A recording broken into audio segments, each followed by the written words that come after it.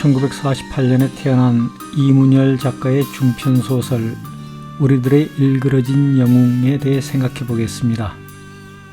이 소설의 배경은 자유당 정권이 마지막 기승을 부리던 1960년대 초이고 주인공은 초등학교 5학년인 한병태와 엄석대입니다. 서울에서 시골로 전학간 한병태는 반 아이들이 급장인 엄석대에게 거의 절대적인 복종을 하고 있고 석대의 월권 행위를 담임선생이 추인해 주는 것을 봅니다. 그리고 한병태의 아버지가 충고하는 말도 가관입니다. 엄석대가 그날 한 일들을 모두 얘기한 내가 막 충고를 바라는 물음을 던지려는데 아버지가 불쑥 감탄 섞어 말했다. 참 대단한 아이로구나. 엄석대라고 그랬지?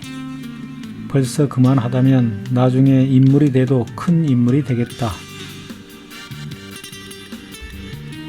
처음 얼마 동안 소년 한병태는 엄석대에게 고분고분하지 않아서 반 아이들로부터 따돌림을 당합니다. 공부로 석대를 눌러보려 했지만 일제고사 결과는 놀랍게도 석대가 전 학년에서 1등입니다. 얼마 뒤 한병태는 석대의 못된 짓을 담임선생에게 일러바치지만 그것을 알아챈 석대가 미리 사태를 수습하여 결국 병태를 고자질쟁이로 만들어버렸고 선생이 아이들에게 백지를 나누어주며 무기명으로 엄석대든 누구든 무엇이든 잘못이 있는 사람은 모두 적어내라고 지시한 후의 결과는 이러했습니다. 우선 이걸 봐라. 내가 쭈뼛거리며 교무실로 들어서자 담임선생은 먼저 그 무기명 고발장 뭉치부터 내게 내밀었다. 나는 떨리는 손으로 그걸 받아 하나씩 들춰보았다.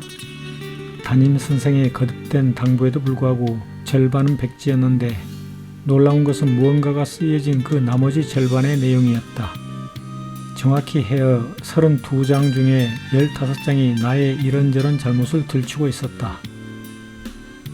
나 다음으로 많은 것은 약간 전응의 기미가 있는 김영기란 아이의 악성에 따른 비행이라기보다는 전응에 기인된 실수 대여섯 개였다. 담임선생이 한병태에게 이렇게 충고합니다. 이곳은 이곳의 방식이 있고 너는 먼저 거기 적응할 필요가 있어. 서울에서의 방식이 무조건 옳고 이곳은 무조건 틀렸다는 식의 생각은 버려야 해. 굳이 그게 옳다고 고집하고 싶다면 너의 태도라도 바꿔. 너의 편이 되어주지 않는다고 반 아이들 모두와 싸우려 하거나 외톨이로 빙빙 겉돌아서는 안 돼. 봤지? 오늘 60명 중 너의 편은 단 하나도 없었어. 아이들의 그 지질한 것이 실상은 석대의 위협이나 속임수에 넘어간 거짓된 것일지라도 마찬가지야. 나는 어쨌든 아이들을 그렇게 만든 석대의 힘을 존중하지 않을 수 없어. 지금껏 흐트러짐 없이 잘 돼 나가던 우리 반을 막연한 기대만으로는 흩어버릴 수 없기 때문이지. 어느 날 유리창을 열심히 닦은 한병태는 담임선생의 유임을 받은 엄석대에게 검사를 받았지만 2번이나 퇴짜를 맞습니다. 여기 아직 파리똥이 그대로 있잖아. 이 구석 먼지하고 다시 닦아.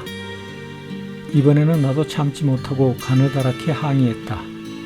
곁에 창틀과 견주어보라는 말이었는데 석대는 내가 가리키는 창틀을 돌아보지도 않고 냉담하게 말을 잘랐다. 걔는 걔고 너는 너야. 어쨌든 이 창틀 청소는 합격시켜 줄 수 없어. 마치 나는 반드시 엄격한 검사를 받아야 하는 별종이라는 투의 말이었다.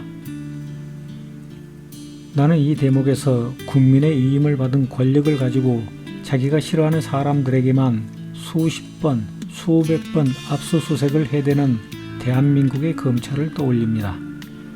그따위 엄석대 닮은 검찰 주위에 몰려다니며 박수치는 엄석대 교실의 아이들과 담임선생 같은 천박한 국민들을 떠올립니다. 그리고 그날 소년 한병태는 무너집니다. 엄석대를 영웅으로 인정하고 떠받들기 시작하자 엄석대의 보호와 은혜를 받기 시작합니다. 내가 그의 질서 안으로 편입된 게 확인되면서 석대의 은혜는 폭포처럼 쏟아졌다. 담임선생도 돌아온 탕아를 맞는 아버지처럼 그런 나를 따뜻이 반겨주었다. 이제 영웅 엄석대의 질서 안으로 편입되었으니 엄석대의 나쁜 짓거리에도 편입되고 공범이 됩니다. 그러다가 엄석대의 엄청난 비밀 하나를 발견합니다. 그것은 각 과목에서 가장 잘하는 아이들이 엄석대의 이름으로 답안지를 제출하여 엄석대를 전교 1등으로 만드는 범죄 짓거리입니다. 한병태는 이 사실을 폭로할까 말까 잠시 망설이지만 그의 영웅 엄석대가 베풀어주는 은혜가 더 달콤하기 때문에 눈을 감아버립니다. 나는 그의 질서와 왕국이 영원히 지속되기를 믿었고 바랐으며 그 안에서 획득된 나의 남다른 누림도 그러하기를 또한 믿었고 바랐다. 그런데 그 다음에 6학년이 되어 새로운 젊은 선생은 교실의 분위기가 마음에 들지 않습니다. 이 못난 것들 그저 겁만 많아가지고 눈알 똑바로 두어 사내 자식들이 흘금흘금 눈치는 무슨. 엄석대가 지배하는 교실은 독재자 박정희와 전두환이 지배하던 대한민국과 같았습니다. 당시 민주화 투쟁을 했던 극소수의 용감한 국민들만 빼고 나머지 대부분의 국민들은 못난 것들이었습니다. 독재 검찰이 지배하는 지금도 마찬가지입니다. 공부 잘하는 아이들이 엄석대의 시험 부정에 공범으로 참여하고 다른 아이들은 겁만 많아가지고 침묵했듯이 공부 잘하는 학자들이 독재자가 학위와 경력을 위조하는 데 공범으로 참여하고 다른 많은 국민들은 겁만 많아가지고 흘금흘금 검찰의 눈치만 보며 침묵하고 있습니다. 다시 소설 속으로 들어가겠습니다. 어느 날 시험지 바꿔치기 범죄가 들통이 납니다. 선생은 아이들을 매질한 후 이렇게 말합니다. 너희들은 당연한 너희 몫을 빼앗기고도 분할 줄 몰랐고 불의한 힘 앞에 굴복하고도 부끄러운 줄 몰랐다. 만약 너희들이 계속해 그런 정신으로 살아간다면 앞으로 맛보게 될 아픔은 오늘 나에게 맞은 것과는 견줄 수 없을 만큼 클 것이다. 그런 너희들이 어른이 되어 만들 세상은 상상만으로도 끔찍하다. 소설 속 젊은 담임선생이 지금 이 시대를 살고 있다면 이렇게 말할 것입니다. 국민 여러분은 당연한 당신들의 몫을 빼앗기고도 분할 줄 모르고 검찰의 불의한 힘 앞에 굴복하고도 부끄러운 줄 모른다. 이 못난 것들 그저 겁만 많아가지고 눈알 똑바로 두어 선진국 시민들이 흘금흘금 검찰 눈치는 무슨. 이제 선생의 독려에 용기를 얻은 아이들은 그동안 석대가 해왔던 나쁜 짓들을 고발하기 시작합니다. 그러나 석대와 공범이 되었고 석대를 영웅으로 받들던 경태에게는 그런 변화가 못마땅합니다. 석대의 나쁜 짓을 까발리고 들춰내는데 가장 열정적이고 공격적인 아이들은 대개 두 부류였다. 하나는 간절히 석대의 총애를 받기 원했으나 이런저런 까닭으로 끝나는 실패한 부류였고, 다른 하나는 그날 아침까지도 석대 곁에 붙어 그 숱한 나쁜 짓에 그의 손발 노릇을 하던 부류였다. 나는 아무래도 느닷없는 그들의 정의감이 미덥지 않았다. 내 눈에는 그 애들이 석대가 쓰러진 걸 보고서야 덤벼들어 등을 밟아대는 교활하고도 비열한 변절자로밖에 비춰지지 않았다. 석대는 미창 쪽 아이들과의 싸움이 있고 난 뒤 우리들뿐만 아니라 그 작은 읍에서도 사라져버렸다. 소설의 마지막 부분에서 한경태는 나이가 들어 이따금씩 만나는 국민학교 동창들이 말하는 소리를 듣고 그의 영웅 석대가 가졌던 힘과 권력에 미련을 갖습니다. 고향에 갔다가 엄석대 개 때문에 기분 콱 잡쳤어. 고향 친구들 불러 술 한잔 하는데 온통 개 얘기뿐이더군.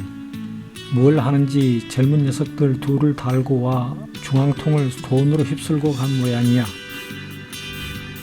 녀석들은 감탄조로 그렇게 말했지만 나는 오히려 그들이 석대를 일부러 왜소하게 만들고 있는 듯한 느낌마저 들었다. 우리들의 석대는 그렇게 작아서는 안 되었다. 우리들의 석대는 그렇게 쉽게 그의 힘과 성공이 눈에 띄어서도 안 되었다. 보다 은밀하고 깊은 곳에 숨어 지금의 이 반을 주물러대고 있어야 했고, 그래서 내가 자유와 합리의 기억을 포기하기만 하면 다시 그의 곁에 불러 앉혀 주어야 했다. 내 재능의 일부만 바치면 그는 전처럼 거의 모든 것을 나에게 줄 수 있어야 했다. 이 부분에서 앞서 한경태의 아버지가 했던 말을 다시 읽어드리겠습니다. 아버지가 불쑥 감탄 섞어 말했다. 그 참 대단한 아이로구나. 엄석대라고 그랬지? 벌써 그만하다면 나중에 인물이 돼도 큰 인물이 되겠다. 작가 이문열은 독재자가 불러 곁에 앉혀주면 한경태가 엄석대에게 했듯이 그의 재능을 바치고 은혜를 받을 모양입니다. 그래서 이문열은 독재자이자 큰 인물인 엄석대, 박정희, 전두환을 왜소하게 만드는 것을 좋아하지 않습니다. 이문열의 영웅 엄석대, 박정희, 전두환은 그렇게 작아서는 안 되기 때문입니다. 그래서 나는 이문열의 일그러진 생각을 좋아하지 않습니다.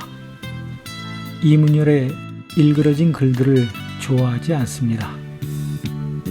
감사합니다.